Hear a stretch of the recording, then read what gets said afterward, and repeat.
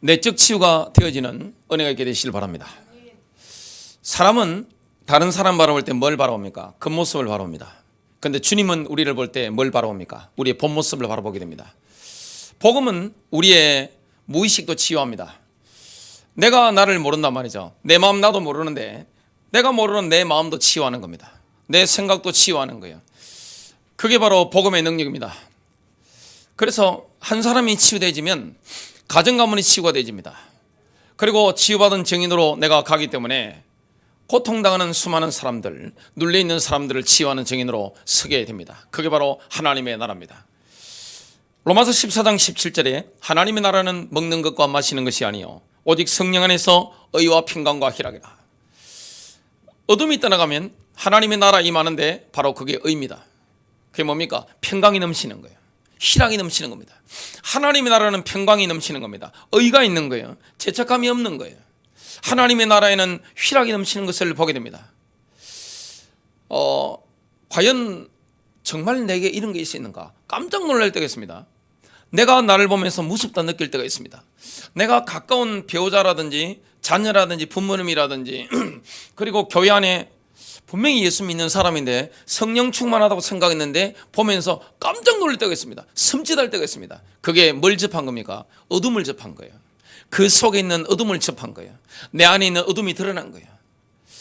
그게 바로 겉으로 나타난 모습은 뭡니까? 빙산의 일각일 뿐입니다. 나의 본 모습, 내 무의식에 있었던 이런 어둠들이 드러나서 치유가 돼야 되는데 이 부분이 치유가 안 되니까 굉장히 어려운 거예요.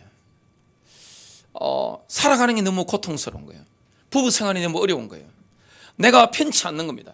근데 분명히 예수 믿는데 그 안에 있는 어둠이 있으면요 뭐가 흘러넘치지 못하느냐? 생수가 흘러넘치지 못하는데 이 어둠이 떠나가는 순간부터 예수님 말씀하셨던 그 생수가 흘러넘치는 것을 경험하게 됩니다. 요한복음 7장 37절부터 38절 누구든지 목마르거든 내게로 와서 마시라. 나를 믿는 자는 성경의 이름과 같이 그 배에서 생수의 강이 흘러나오리라. 여러분 생수의 강이 흘러나오는 겁니다. 어둠이 떠나가면 내 안에 있는 어둠이 떠나가면 생수의 강이 흘러나오는 것이고 평강이 넘치고 희락이 넘치는 겁니다. 왜냐? 하나님의 나라니까. 많은 분들이 교회를 다니면서 하나님의 나라를 누리지 못합니다. 내적인 안식을 누리지 못합니다. 뭔가 불편한 거예요. 왜 그렇습니까? 내 안에 있는 하나님의 나라가 아닌 거예요. 어둠이 있는 겁니다. 오늘 이 어둠이 드러나고 발견되어지고 치유되어지는 시간 되시길 바랍니다. 첫 번째입니다. 예수님께서는 축사 사역과 치유 사역을 통하여 말씀의 능력과 성령의 임재를 실감나게 보여주셨습니다. 예수님이 가시는 모든 발걸음마다 현장마다 하나님의 나라가 임했는데 축사라는 게 뭡니까? 귀신 내어 쫓는 사역입니다. 예수님 가시는 곳마다 항상 귀신이 쫓겨나간 거예요. 왜냐? 하나님의 나라 임하였으니까. 주님께서 성령의 이 충만한 가운데 하나님 아버지께서 예수님 머리 위에 위로부터 성령을 물붓듯이 부으시기 때문에 그 성령의 능력으로 가시는 곳마다 귀신들이 떠나가고 그 결과로 질병이 치유된 겁니다. 그래서 예수님을 만난 자들은 어떤 역사가 일어납니까? 치유되어 버린 거예요. 하나님 나라 임했네. 이런 외적인 질병이라든지 내적인 정신병이라든지 우울증이라든지 불면증이라든지 이런 것들도 주님 만나면서 치유가 일어난 거예요. 귀신이 떠나간 거예요. 치유가 일어난 거예요. 여러분 원래 이 치유 사역을 누가 해야 되는 겁니까? 이 땅에 예수님 시대에 정신문제가 많겠어요? 지금 시대가 정신문제가 많겠습니까? 훨씬 지금 시대가 많습니다. 과거에는 우리가 살아갈 때 지금 오징어 게임 영화가 뜨던데 짤 동영상으로 제가 짧게 한번 봤습니다. 옛날에 제가 놀던 거 거기 다 나오더라고요. 뭐 오징어 게임 있고 또 달고나 같은 거 막 깨고 이런 거 제가 어릴 때 놀았던 건데 그 제가 놀았던 거 가운데 아직 안 나온 것들이 있더라고요. 뭐 제기차기라든지 뭐 등 있잖아요. 옛날은요 놀 때 어떻게 놀았습니까? 자연 속에 놀았습니다. 늘 제 눈앞에는 낙동강이 보이고 산이 보이고 아름다운 자연과 함께 그렇게 지냈습니다. 흙냄새를 늘 맡았어요. 늘 산을 보고 이렇게 정서적인 치유를 경험하며 살았습니다.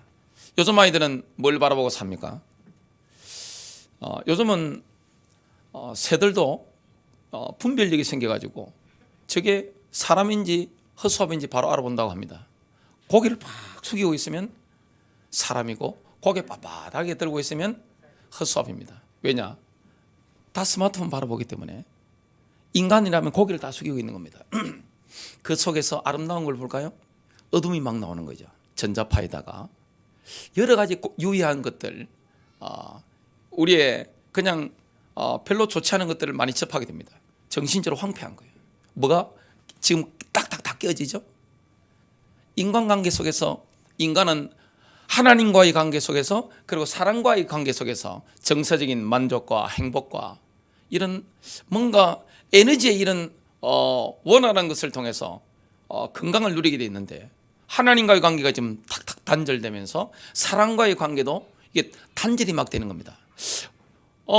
이 언택트 시대일수록 외롭단 말이죠. 인간이 외로운데 가까이 다가가면 뭘 접하게 됩니까? 상대방의 쓴뿌리를 접하는 거예요. 상대방의 상처를 접하는 거예요. 그 상대방 속에 있는 어둠을 접하는 거예요. 분명히 예수 믿는데 그 안에 있는 어둠이 접해지니까 가까이 가면 어떻게 됩니까? 딱 하는 겁니다. 그래서 사람들은 찾는 방법이 뭐죠? 너무 가까이 있어도 안 되겠네. 또 너무 멀면 안 된단 말이죠. 근데 이게 성경적인 관계가 아니란 말이죠. 이런 부분에 대한 영안이 열려야 되는데 지금 21세기는요 예수님이 사역하셨던 그 팔레스타인 지방보다 훨씬 정신 문제가 많습니다. 정신적으로 시달리니까 몸의 질병이 얼마나 많이 오겠습니까? 질병은 다 뭐죠? 감정의 흐름이 딱딱 막히는 겁니다.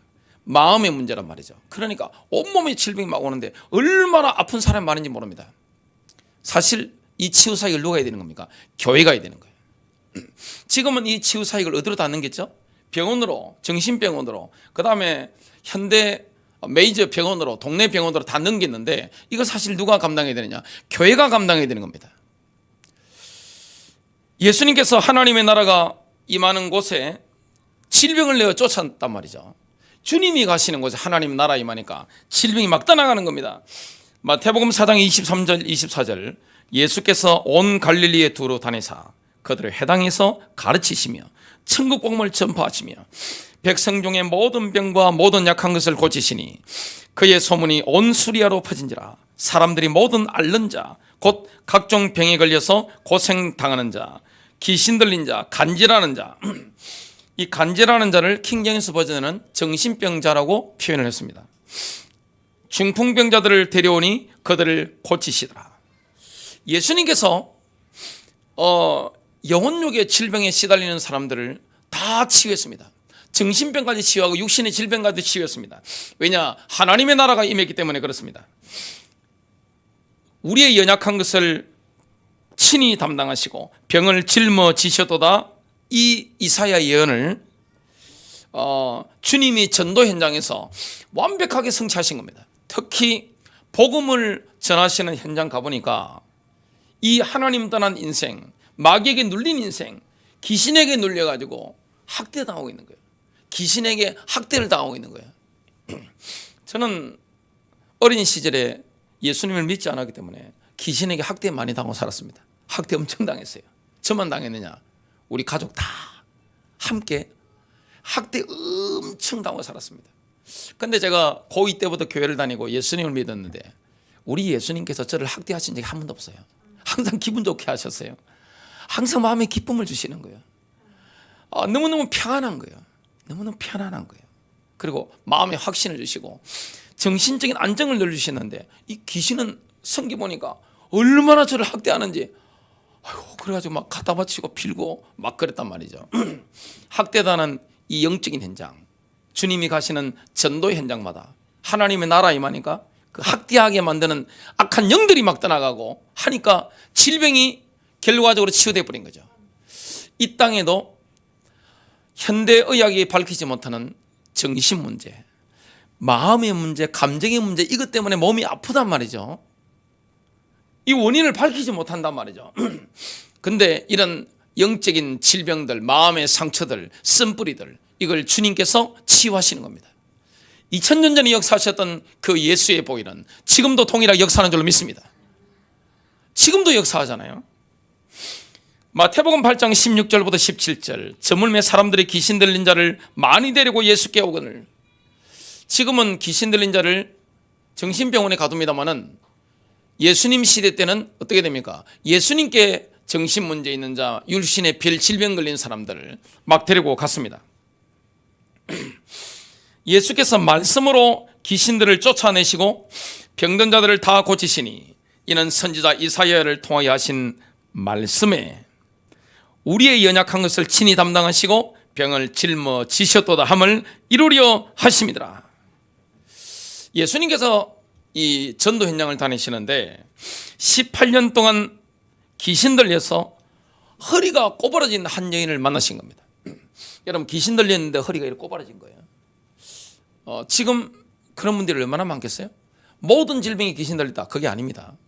근데 귀신 들려서 허리 꼬부러지는 사람 많습니다. 귀신 들려 간질하는 사람 많은 거예요. 귀신 들려 정신병 걸린 사람 많은 거예요. 귀신 들려가지고 중독자로 사는 사람 굉장히 많은 거예요. 귀신 들려가지고 우울증이 걸린 사람, 정신 문제 있는 사람 너무너무 많은 거예요.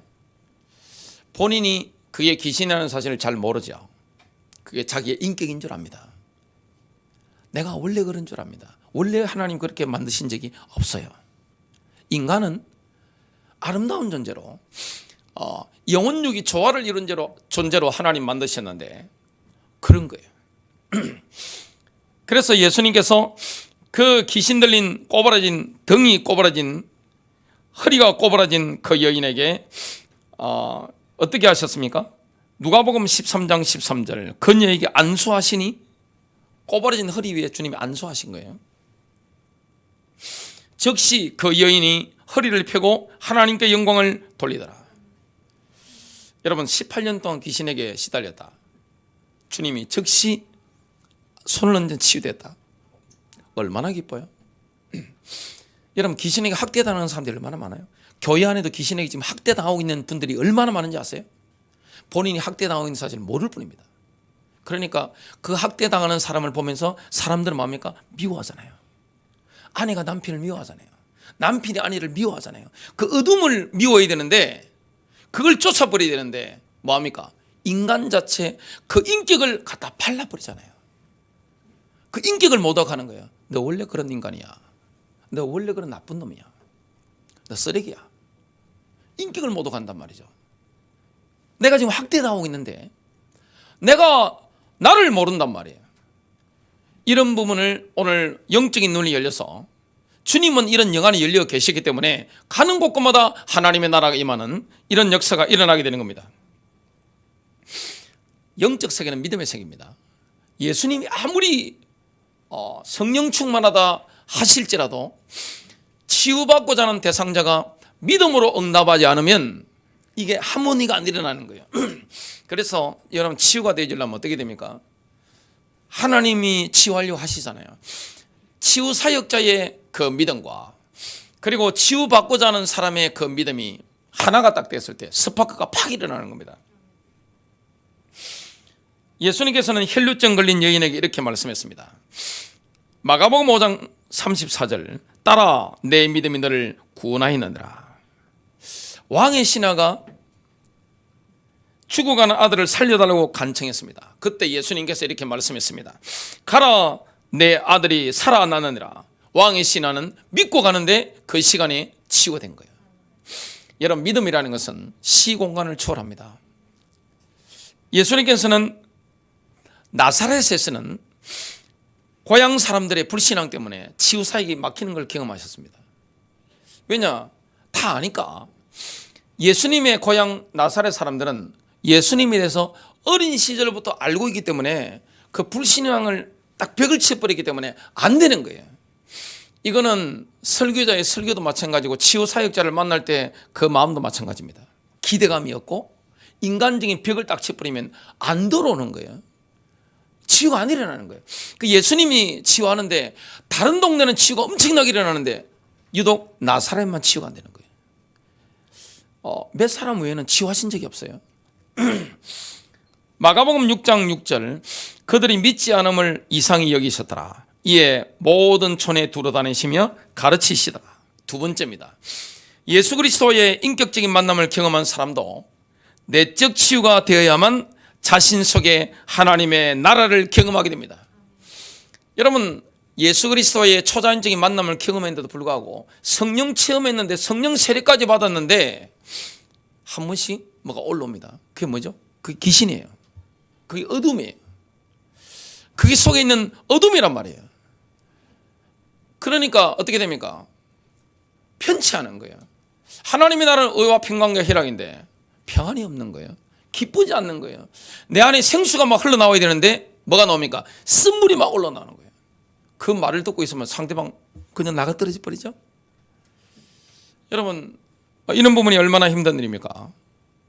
우리가 왜 이렇게 되는지, 왜 이렇게 어둠이 자리 잡을 수밖에 없는지, 이거는요 심리학에서는 100% 치유가 안 되는 거예요. 여러분, 지금 많은 사람들이 유튜브 채널이나 책들을 통해서 심리학을 접하고 있습니다. 그거 접하면 어떻게 되는지 아세요? 부모 원망만 하게 됩니다. 그리고 내게 상처 준 사람 원망합니다. 관계 다 파괴돼 버려요. 뭐가 없습니까? 해답이 없는 거예요. 성경은 어떻게 됩니까? 정확하게 영적 분별과 함께 해답이 주어지고 거기서 뭐 받아버립니까? 해방받는 역사가 일어나는 겁니다. 모든 사람은 아담의 재성을 가지고 태어납니다. 창세기 3장 이후에는 그런 거예요. 많은 사람이 심리학이나 이런 걸 책 보고 유튜브 보고 하면서 공부하면서 부모 원망하는데 모르는 게 뭐죠? 내가 아담이라는 사실을 잘 모르는 거예요. 모든 인간은 아담과 같습니다. 타락한 아담과 같습니다. 로마서 5장 12절, 이런 연유로 한 사람에 의하여 죄가 세상에 들어오고 그 죄에 의하여 사망이 왔으니 그리하여 모든 사람이 죄를 지었으므로 사망이 모든 사람에게 전달되었느니라. 인간이 범죄하면서 하나님의 영광이 떠나버린 순간부터 인간의 마음속에는 두려움이 찾아왔습니다. 인간은 두려운 거예요. 왜냐? 하나님의 영광이 떠나버리기 때문에, 임마누엘이 사라져버리기 때문에 영광이 사라져버렸단 말이죠. 그때부터 두려움이 사로잡게 됩니다. 창세기 3장 10절, 내가 동산에서 하나님의 소리를 듣고 내가 버섯섬으로 두려워하여 숨었나이다. 인간은요 하나님의 영광이 떠나는 그 순간부터 무화과 나무로 자신의 수치심을 가립니다. 수치심이 있는 거예요. 인간의 근본적인 심성이 뭡니까? 수치심입니다. 그래서 무화과 잎으로 가리는데 이게 뭐죠? 인간이 자기를 포장하는 거예요. 학벌로 포장하고 명품 백으로 포장하고 자동차로 포장하고 열심히 돈으로 포장하고 외모로 포장하고 다 포장하는 거예요. 열등감을 가지고 있는 거예요. 창세기 3장 7절에 이에 그들의 눈이 밝아져 자기들이 벗은 줄을 알고 무화과 나무 잎을 엮어 치마로 삼았더라. 하나님 영광이 떠나버렸으니까 아담과 하와는 그때부터 남을 탓하게 됩니다. 인간의 근본 심성이 뭡니까? 남을 탓하는 거예요. 배우자 탓하는 거예요. 부모님 탓하는 거예요. 자식 탓하는 거예요. 남을 다 탓하는 겁니다. 그때부터 인간의 마음속에 뭐가 있습니까? 임마누엘 속에 있다가 임마누엘을 벗어나 버리니까, 하나님의 영광을 벗어나 버리니까 그 마음속에 자리 잡고 있는 게 뭡니까? 사랑에 대한 굶주림이에요. 본인이 죄를 짓고 떠나버리니까 사랑에 대한 굶주림이 있는 겁니다. 여러분 노래방 가서 노래 한번 들어보세요. 옛날에 제가 청년들한테 끌려가지고 노래방을 간 적이 있는데 뭘 부르는 것이 저는 유행가를 모르기 때문에, 고등학교 때부터 교회를 다니기 때문에 유행가를 전혀 몰라요. 그 이전에 어머니가 불렀던 유행가, 그 제 세대가 아니잖아요. 뭐 나훈아 뭐 이런 분들, 저보다 나이가 많으시잖아요. 그분들, 이미자 씨 이런 분들. 그래서 제가 이미자 씨가 노래를 얼마나 잘하는지, 나훈아 씨가 얼마나 노래를 잘하는지, 주인미 씨가 얼마나 노래를 잘하는지 어릴 때부터 제가 뼈저리게 몸소 제가 들었기 때문에 그건 아는데, 그때 어머니 때 버전이나 그리고 저를 데려갔던 저보다 나이 한참 어린 청년들 버전이나 그 음악의 장르는 다른데 내용은 비슷해요. 그게 뭡니까? 사랑입니다. 사랑의 굶주린 거예요. 인간이 하나님의 사랑을 받지 못하니까 사랑의 굶주린 거예요. 그리고 뭐가 있습니까? 하나님 떠나는 순간부터 거절의 상처가 근본적으로 있는 거예요. 버림받은 마음이 근본적으로 있는 거예요. 여기에 부모가 태어나는 겁니다. 여러분, 여러분의 문제를 가만히 파고들면 그 원인이 뭡니까? 다 부모입니다. 제 여동생이 벌써 오래됐죠? 제가 결혼하기 직전이니까 1999년도네요. 1999년도에 제 여동생이 제가 사는 아파트에 같이 살았는데 저보고 식사를 하다가 제 눈을 쳐다보면서 웃으면서 이 말을 하더라고요. 오빠는 정말 아빠를 닮았어요. 그 눈빛하고 어떻게 그게 똑같아요? 그 이야기를 하는 겁니다. 제가 화들짝 놀란 겁니다. 제가 어린 시절에 부끄러운 이야기입니다만은 아버지를 닮지 않아야 되겠다, 이 결심을 하고 제가 사는 사람 아니겠어요? 나는 우리 아버지처럼 안 살 거야. 나는 아버지처럼 안 살 거야. 절대. 결심을 했습니다. 제가 얼마나 제가 치열하게 결심했겠어요. 근데 제 여동생이 그 말을 하는데 제가 얼마나 놀랐겠어요. 내 눈이 아버지 눈을 닮았다니, 내 얼굴이 아버지 얼굴을 그대로 빼닮았다니. 제가 결혼하면서 살면서 제가 예수를 믿고 성령 충만한 가운데 복음을 전하는 여기에 제가 살았는데, 결혼하면서 제가 진실하게 느낀 게 있습니다. 제가 아버지처럼 살고 있다는 거 얼마나 놀랬겠어요? 그리고 제가 제 아내한테 하는 게 성경적이지 않다는 걸 제가 깨달았습니다. 저는 잘한다고 하는 거예요. 최대한 제가 제 아내한테 주먹질을 했겠어요, 하여튼 손찌검을 했겠어요? 한 번도 그런 적 없습니다. 심하게 폭언을 했겠어요? 그런 것도 없어요. 근데 그 아버지의 모습이 제게 그대로 나타나는 겁니다. 그리스도의 인격이 아닌 거예요. 왜곡된 인격들이 드러난다는 걸 살면서 제가 깨달았습니다. 그리고 자녀들한테도 보니까 제가 하는 것들이 완전히 예수님이 우리에게 하셨듯이 그렇게 하는 게 아닌 거예요. 왜곡된 기대, 그리고 왜곡된 말들, 책망들, 이런 것들을 제가 하고 있다는 것을 깨달았습니다. 그래서 인간은 어떻게 됩니까? 모든 지구상에 태어난 사람은 피해자이면서 가해자가 될 수밖에 없는 거예요. 내 모습을 알고 싶으면 누구를 봐야 됩니까? 나의 부모님을 봐야 됩니다. 그 부모님 모습을 알려면 누구를 봐야 됩니까? 조부모님을 봐야 됩니다. 조부모 모습을 알려면 그 윗 모습을 봐야 되는 겁니다.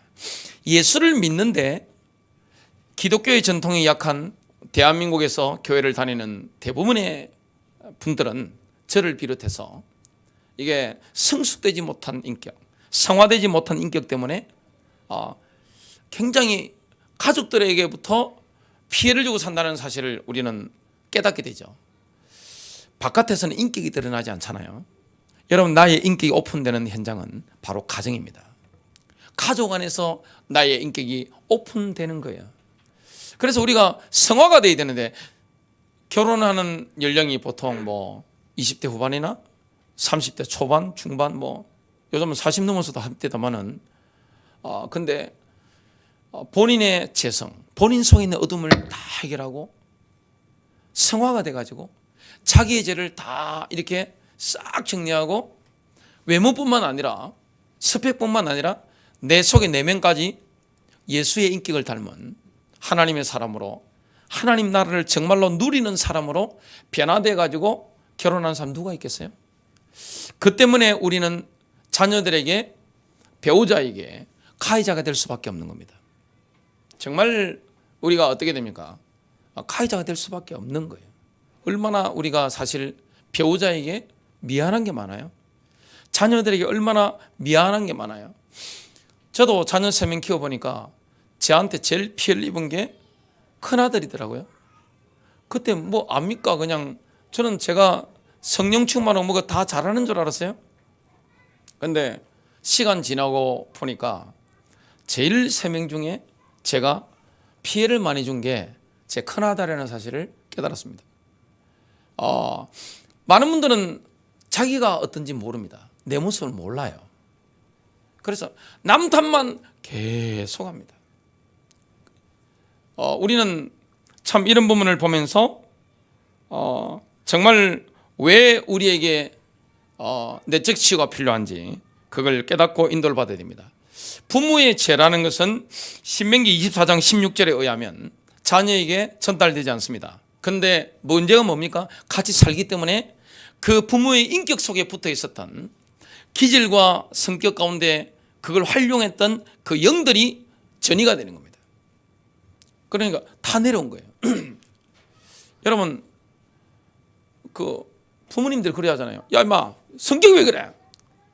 부모님이 전달한 거잖아요. 너 임마 왜 너무 내성적이야 그러면 그 누구한테 온 겁니까 그게? 부모한테 배운 거잖아요.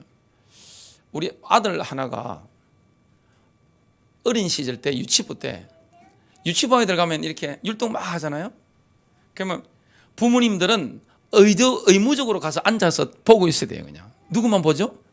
내 자녀만 딱 보고 있죠. 다른 애들은 어떻게 하는지 별로 관심은 없으니까 내 자녀가 어떻게 하는지 보고 있는데, 우리 자녀 가운데 한 명이 유치부 때 올라가 있는데 그 단에 올라가지고 다 하고 있는데 이렇게 있더라고. 이렇게. 그건 누구 닮은 거예요? 아버지 닮은 거예요. 그게 그게 누구 닮은 거예요? 아버지 닮은 거예요. 아이고 임마, 너는 왜 그 모양이야? 그 다 아버지 닮은 겁니다. 우리는 정말 이 영적인 어둠들 이런 걸 알면 겸손해질 수밖에 없죠. 얼마나 우리가 특히 가까운 사람들에게 가해자가 되는지 몰라요. 나에게 가장 피해를 입는 게, 상처를 받는 게 누굽니까? 배우자입니다. 왜냐? 어둠을 접하니까. 바깥에 있는 사람들은 내 어둠을 접할 기회가 별로 없어요. 왜냐? 포장하고 살기 때문에. 그리고 적당히 거리를 두고 살기 때문에 상처를 받지 않는데, 제일 피해를 보는 게 누굽니까? 배우자와 가족입니다. 자녀들이에요. 근데 이게 파고 들어가면 어떻게 됩니까? 그 윗대로 올라가는 겁니다. 결국은 어디입니까? 아담까지 올라가는 거예요. 모든 사람이 이렇게 살아갈 수밖에 없다는 것을 보게 됩니다. 참 얼마나 인생이 힘듭니까? 부모가 우리에게 가해를 했지만 우리도 피해자이면서 가해자가 될 수밖에 없는 이 세상 가운데서 우리가 살아가는데, 그래서 우리에게 누가 필요합니까? 그리스도가 필요한 거예요. 여러분, 내적 치유에는 어둠의 영에 대한 영분별과 함께 축사라고 하는 이 두 가지 필수적인 영적 장비가 필요합니다. 여러분, 내적 치유를 받으려면 어떻게 됩니까? 영분별이 되어야 됩니다. 영을 분별하는 이게 되어야 됩니다. 그리고 뭐가 일어나야 됩니까? 축사가 일어나야 되는 거예요. 축사는 뭡니까? 귀신을 내어 쫓는 거예요. 영분별이 되어야 됩니다. 어떤 사람들은 우울증에 걸려 시달려 살아가죠. 굉장히 우울한 거예요. 그리고 너무너무 부정적인 거예요. 너무너무 우울하고 부정적으로 살아갑니다. 그게 내 기질과 성격 때문이라고 생각합니다. 하나님이 어두운 기질, 우울증의 기질을 만드신 적이 있어요? 없어요. 하나님 그렇게 만드신 적이 없어요. 이건 왜곡된 겁니다. 어떤 분들은 혈기를 막 부립니다. 참 이게 내적 치유다 보니까 자꾸 오픈해야 되니까, 저 돌아가신 아버지한테 참 죄송한데, 안양에 살 때입니다. 제가 안양에 그때 살 때인데, 우리 큰아들이 어렸죠. 저희 아버지께서 돌아가시기 전에 암이 걸리셔가지고 서울대병원에 이렇게 수술도 받으시고 왔다 갔다 하실 때니까 우리 집에서 한 6개월 동안 모셨습니다. 시골에서는 그 큰 병원이 없으니까 그래 모셨는데, 우리 아들이 얼마나 에너지가 좋은지 막 움직이잖아요. 그러니까 저희 아버지께서 우리 큰아들을 조그만 어린아이잖아요. 유치원생이니까. 그래서 뭐 하느냐, 한 대 가지고 팍 때리푸는 겁니다. 보통 못 때리잖아요. 제 아버지 혈기 충만. 저는 혈기 가운데 저희 아버지만한 혈기를 가진 분은 아직 제가 태어나서 접한 적은 없어요. 목회하면서 수많은 분들을 봤는데 혈기 최고입니다. 저희 아버지 혈기라면 하여튼 제가 봤을 때는 최고 탑레벨입니다. 몇 대 때리는데 저희 아버지 손이 동동 부어져가지고 그 다음부터 겁이 나셔가지고 애를 못 때리는 거예요. 왜냐? 하나님의 자녀고 성령이 그 안에 계시니까. 학대잖아요, 그죠? 때리면 안 되잖아요. 근데 그 혈기의 영이 같이 살다 보니까 같이 있겠죠. 다 전이 되는 겁니다. 같이 살면 전이 되는 거예요. 그 언어 패턴도 전이 되는 거예요. 그래가지고 저희 아버지 계시고 나서 보니까 변사모 원래 착한 사람인데 저희 아버지한테 전이 돼가지고 혈기를 부리더라고요. 막 혈기, 저도 이렇게 꼬리 내리고 제 안에 혈기 부리면 우리 저하고 아이 3명 다 이렇게 딱 숙이고 이렇게 했습니다. 원인 제공자 누구예요? 제 아버지예요. 참 부끄럽습니다만은 다 그렇게 살아갑니다. 이게 가족이기 때문에 그런 거예요. 왜냐? 같이 살기 때문에 인격이 오픈되는 것이고 내 안에 있는 어둠이 오픈되는 현장. 처녀들은 모릅니다. 결혼하기 전에는 포장 다 하잖아요. 요즘 보면요, 남자들도 얼마나 화장 잘하는지 번쩍번쩍해요. 피부 관리, 남자들이 피부 관리 받아요 요즘은. 그리고 웬만한 주름 제거도 해뿌리고 동안으로 다니고 있어요. 저 같은 사람만 이렇게 자연으로 이렇게 다니지 얼마나 신경 쓰는지 몰라요. 포장 딱 하고 스펙 딱 갖춰버리고 결혼하면 오픈돼 버립니다. 폭발해 버리는 거예요. 왜냐? 그 안에 있는 어둠, 혈기 귀신 붙은 데다가 탐욕까지 붙어보세요. 거기다가 어떤 여자분들은 지름신까지 들려가지고 요즘 마켓컬리 좋잖아요. 그냥 막 사버리면 뒷감당이 안 되는 겁니다. 막 저질러 버리는 거냐. 어떤 남자 집사님이 저한테 죽겠다 그러더라고요. 제가 안양 살 때인데, 목사님, 우리 집 사람이 홈쇼핑만 보고요 질러버려가지고 지름신이 들려가지고 월급 정해졌는데 이게 감당이 안 된다는 겁니다. 다 뭐죠? 귀신입니다. 그게 그 안에 있는 어둠들이에요. 이 어둠이에요. 이 어둠이 있는데 교회는 또 다닌단 말이죠. 그 교회 다니면 뭘 줍니까? 뭐 집사 되고 뭐 안수집사 되고 장로 되고 전도사 되고 목사 되고 하는데 그 어둠은 그대로 있으니까 교회에서는 드러나지 않단 말이죠. 어디서 드러납니까? 가정에서, 가까운 인간관계에서, 부부 생활이 너무너무 고통스러운 거예요. 근데 혈기 막 부리면서 나 원래 그래서 그렇답니다. 원래 그런 사람 누가 있어요? 귀신이에요 그게. 그리고 막 우울해가지고 막 너무너무 피가 안쪽으로 막 하면서 염려귀신. 제 어머니 염려가 많으세요. 오늘 다 오픈하네요 보니까. 염려가 얼마나 많으시냐. 지구상의 탑레벨이십니다. 제가 며칠 전에 독감 백신을 맞았지 않겠어요? 독감 백신 같은 거 안 맞으면 혹시 독감 걸려 죽는가 싶어가지고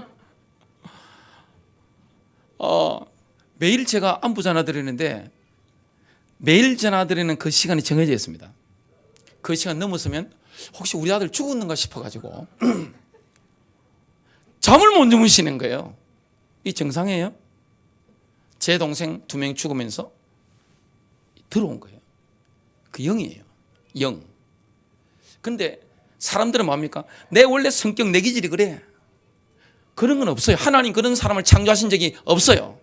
왜곡된 것이고 그게 부모 때로부터 아니면 어떤 충격적인 사건으로부터 다 들어온 겁니다. 이걸 받으려면 뭐가 있어야 됩니까? 영분별이 돼야 되는 거예요. 염려 영이구나. 혈기 영이네 이게. 음란 영이구나 이게. 어떤 집안 가보세요. 콩가루입니다. 완전히. 분열이 영이에요. 어떤 집안 가보세요. 늘 가난한 거예요. 가난은 영이에요. 빚져 죽는 집안 뭡니까? 채무 영이에요. 자꾸만. 음란이 영이잖아요. 이걸 뭐 하는 겁니까? 축사해야 되는 겁니다. 예수 이름으로. 오늘 예수 이름으로 떠나갈지어다. 우리가 이 영분별에서 나를 누르고 있는 이 어둠, 내 속에 있는 어둠의 영들, 이게 발견돼야 됩니다. 저 안에는 수치 영도 있더라고요. 너무너무 수치스러운 거예요. 부모님이 싸우니까 너무너무 수치스러운 거예요. 그리고 집안이 청소년 시절에 너무 집에 안 나니까 너무너무 수치스러운 거예요. 그러니까 뭐까지 오느냐? 자살의 영까지 오더라고요. 제가 굉장히 우울했습니다. 스마일 증후군이라고 제가 있었어요. 저는 스마일 증후군이었습니다. 나오면 항상 웃습니다. 왜냐? 사람들에게 이걸 맞추게 되기 때문에 항상 그랬습니다. 근데 너무너무 혼자 있으면 우울하고 눈물이 막 나는 거예요. 그 흐르는 눈물을 주체할 수가 없었습니다. 근데 제가 고3 때 성령 체험하면서 축농증과 이런 우울증이 다 떠나가는 걸 제가 경험했는데 그 이외에도 남아있는 것들이 몇 가지가 있었어요. 그게 바로 수치형이었습니다. 너무너무 수치스러운 거예요. 근데 그걸 가지려고 얼마나 부단하게 노력을 했겠어요? 저희 아버지는 예수를 안 믿으셨기 때문에 그 당시에 오래전입니다. 술로 그걸 푸셨고 저는 뭘로 풀었냐? 책으로 풀었습니다. 사람들이 제가 책을 좋아하니까 대단하다 그러더라고요. 본인들 일반인들 그렇게 책을 볼 수 있나요? 못 보죠. 저는 미친 사람처럼 책을 봤습니다. 왜냐하면 책만 보면 모든 고통 다 잊어버린 거예요. 무아지경에 항상 들어가기 때문에 그렇게 한 거예요. 좋은 쪽으로 빠진 거죠. 근데 그 수치형이 해결 안 되다가 어느 날 발견한 겁니다. 그 교회 개척하고 나서 발견한 거예요. 여러분 뭐 해야 됩니까? 정말 우리가 살아가면서 내가 예수 믿는데 배우자한테 정말 내가 피해 끼친 거 있으면 미안한 마음 들게 됩니다. 그리고 자녀들한테 미안한 마음이 들게 됩니다. 진정으로 미안한 마음이 들게 됩니다. 그리고 하나님이 나를 긍휼히 여기시고 이때까지 참아주시고 사랑하시고 영을 분별하게 만드시고 예수 이름으로 그 피로 나의 인생을 내 영혼을 덮으시고 그 보혈의 능력으로 승리하도록 만드시는 거, 승리자로 살아가는 거, 이게 얼마나 큰 은혜예요. 여러분 영들이 내 안에 역사하면 편치 않아요. 의와 평강과 희락인데 평안이 없는 거예요. 그 순간 굉장히 불편한 거예요. 굉장히 불편해요. 그리고 기쁘지 않는 거예요. 생수가 흘러나와야 되는데 어떻게 됩니까? 어둠이 흘러나오는 거예요. 제가 옛날 독설 전문가입니다. 오늘 다 나오네. 제가 싸우면 안 된다는 게 있었기 때문에 교역자지만 이혼하면 큰일 나잖아요. 목회 못합니다. 한국 사회는. 교인들이 그 용납하지 않습니다. 그러니까 안 싸우고 말로만 이렇게 다다다 그냥 논리적으로 막 하는데 우리 옛날에 큰아들 둘째 아들이 그러더라고요. 왜 싸워? 그러더라고요. 나 안 싸워. 그렇게 하고 있더라고요. 나중에 보니까 제가 독설 전문가인데 제 아내가 나중에 저한테 그대로 갚아주더라고요. 오늘 굉장히 오늘 참 부끄러운 게 많습니다. 그때 제가 아차 싶더라고요. 우리는 내가 누군지 모릅니다. 내 마음 나도 모르는 거예요. 내 안에 있는 어둠이 나온다. 이걸 영분별하고 말하냐? 예수 이름으로 떠나가도록 명령해야 됩니다. 로마서 요엘서 2장 32절입니다. 누구든지 주의 이름을 부르는 자는 구원임을 받으리니, 킹제임스 버전입니다. 구원을 받으리니, 구원임을 받으리니. 왜 우리가 공황장애 시달리며 살아야 돼요? 평생?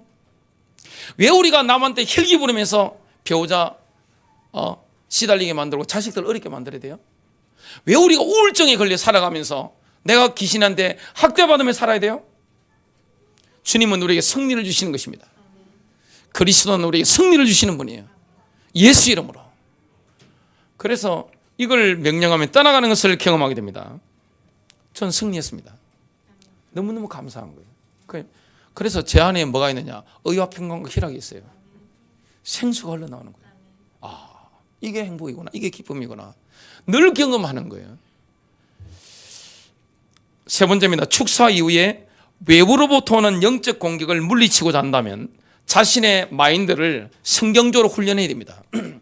여러분, 이 귀신이 떠나고 나서도 나를 공격했던 이 어둠의 영들은 내 기질과 성격에 맞춰서 맞춤형 공격을 해 들어온단 말이죠. 압박을 해 들어옵니다. 그러면 내 안에서 올라오는 게 아니라 외부에서 공개가 한단 말이죠. 그때 뭘 훈련시키게 됩니까? 내 사고 체계를 훈련시키게 되는 거예요. 내 생각을 훈련시켜 나가야 되는 거예요. 이걸 자꾸만 끊임없이 훈련시켜 나가야 됩니다. 그러면 승리하게 됩니다. 처음에 잘 안 돼요. 그러나 결국에는 승리하게 돼요. 마귀가 우리의 사고방식 속에 마귀적인 생각을 집어넣죠. 갈라디아서 5장 19절부터 21절 옛사람 옛자에서 나오는 것을 지금 말씀하고 있습니다. 이제 육신의 일들은 분명히 나타나나니 곧 간음과 음행과 더러운 것과 음욕과 우상 숭배와 마술과 원수 매증과 다툼과 질투와 분노와 투쟁과 분열과 이단들과 시기와 살인과 술 취함과 흥청거림과 또 그와 같은 것들이라. 이게 어릴 때부터 부모 뱃속에서부터 체질화돼서 우리 안에 나오는 것인데, 이게 우리의 예쁜 성 가운데 있기 때문에 또 우리의 기질과 성격적인 이 방향이 다 다르다 말이에요. 사람마다 다 틀린 거 아니겠어요? 그럼 이걸 기질 성격 맞춰가지고 이게 맞춤형으로 마귀가 외부에서 타격을 가합니다. 압박을 하죠. 사단의 속임수에 지배당하지 않으려면 옛자의 생각을 지속적으로 부인해야 됩니다. 마귀 자꾸 거짓말 하잖아요. 압박하잖아요. 이걸 쳐내야 되는 겁니다. 왜 그걸 내가 받아들여요? 마귀의 생각을. 갈라디아 2장 20절 이제는 내가 사는 것이 아니요 오직 내 안에 그리스도께서 사시는 것이라.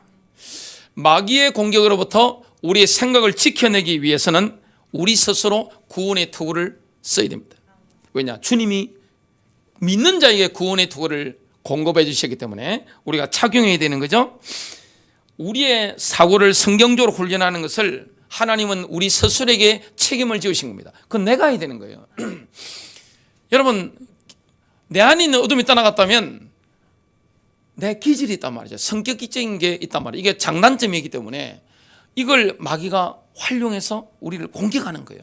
그럼 당하지 않으려면 나의 사고 체계를, 생각을 훈련시켜 나가야 되는 겁니다. 하나님 말씀으로 에베소서 6장 18절 구원의 투구로 쓰라고 하셨는데, 데살로니가 5장 8절에 의하면 하나님이 우리의 생각을 지켜내도록 공급해 주신 투구가 뭡니까? 바로 소망의 투구입니다. 데살로니가전서 5장 8절 구원의 소망의 투구를 쓰자 그랬습니다. 소망의 투구를 써야 됩니다. 여러분, 하나님의 약속을 신뢰하고 끈기 있게 참으며 기다리게 만들어주는 게 우리의 소망입니다. 소망의 투구를 쓰고 있어야 되는데요, 이 소망은 우리의 혼을 확실하게 붙잡아주는 배의 탑과 같습니다. 배가 이렇게 오면, 항구에 오면 뭘 내립니까? 닻을 내리죠. 두두두두. 요즘 쇠로 된 게 닻이 두두두 내려오죠. 그 닻을 내려놔야 흔들리지 않는 겁니다. 소망의 닻을 우리가 내리야 되는 겁니다. 우리 혼을 확실히 붙잡아주는 배의 탑과 같은 게 뭡니까? 바로 소망입니다. 히브리서 6장 18절부터 20절 이는 앞에 있는 소망을 얻으려고 피난처를 찾은 우리에게 큰 안위를 받게 하려 하심이라. 우리가 이 소망을 가지고 있는 것은 영혼의 닭 같아서 튼튼하고 견고하여 휘장 안에 들어가나니 그리로 앞서 가신 예수께서 우리를 위하여 들어가셨느니라. 소망이 영혼의 닭과 같은 겁니다. 배의 닭과 같은 겁니다. 흔들리지 않는 것입니다. 소망의 말씀, 우리에게 무력감이 찾아올 수 있습니다. 분명히 성령 충만 받았는데, 귀신 떠나갔는데, 내 안에 있는 어둠이 떠나갔는데 무력감이 찾아올 수 있어요.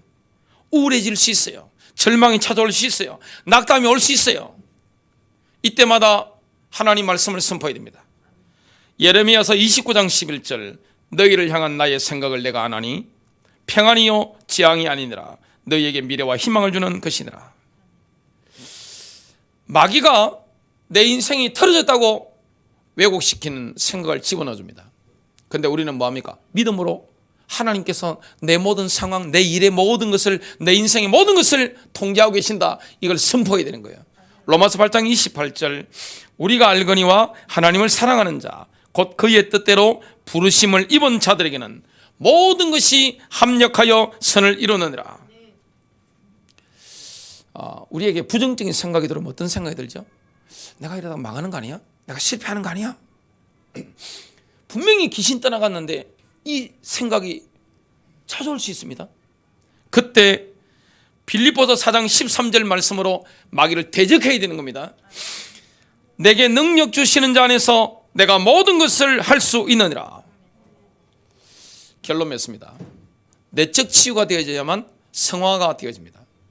여러분, 내 안에 어둠이 들어있는데 귀신의 영역이, 혈기 귀신이 내 안에 막 자리 잡아가지고 뭐 우울의 귀신이 막 붙어가지고 음란 귀신이 막 붙어가지고 탐욕경이 내 안에 들어와가지고 꽉 들어있는데 하나님 말씀 순종이 되겠어요?